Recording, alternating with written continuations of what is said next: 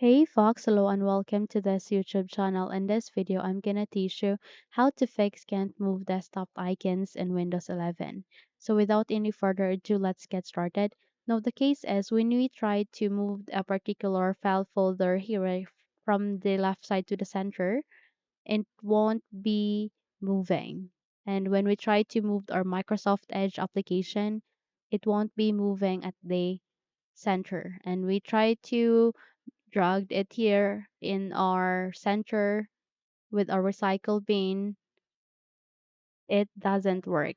Now, in order to fix the problem, we will be performing a very basic step.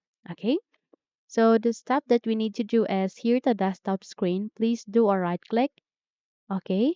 And you need to go with view and there you can see an option which are large icons, medium icons, small icons, auto arranged icons, align icons, to grid show desktop icons. Now, the reason why you face an error is that you enable this auto arranged icons. So tap on it, and the moment you have tapped on it, try to disarrange or arrange your desktop icons. Okay, try to move it here.